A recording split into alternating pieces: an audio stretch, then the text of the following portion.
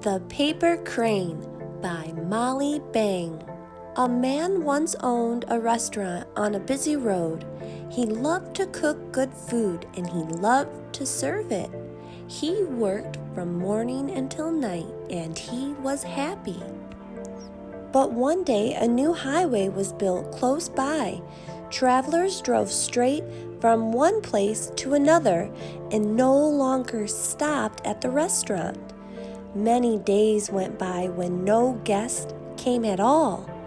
The man became very poor and had nothing to do but dust and polish his empty plates and tables. That was until one evening a stranger came into the restaurant.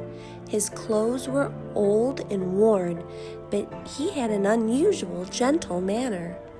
Although he said he had no money to pay for food, the owner invited him to sit down. He cooked the best meal he could make and served him like a king. When the stranger had finished, he said to his host, "I cannot pay you with money, but I would like to thank you in my own way." He picked up a napkin from the table and folded it into the shape of a crane. "You have only to clap your hands, and this bird will come to life and dance for you. Take it and enjoy it while it is with you." With these words, the stranger left. And it happened just as the stranger had said. The owner only had to clap his hands, and the paper crane became a living bird. It would fly down to the floor and dance.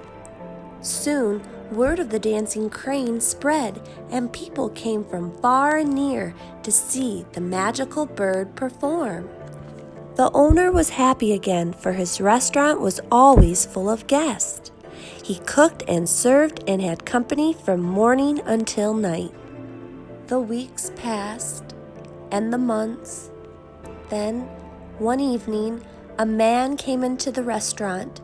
His clothes were old and worn, but he had an unusual gentle manner. The owner knew him at once and was overjoyed. The stranger, however, said nothing.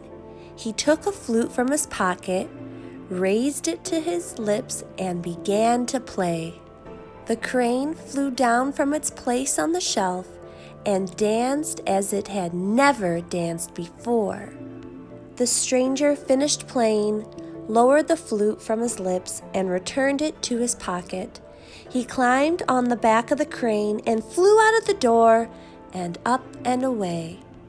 The restaurant still stands by the side of the road, and guests still come to eat the good food and hear the story of the gentle stranger and the magic crane made from a paper napkin. But neither the stranger nor the dancing crane has ever been seen again.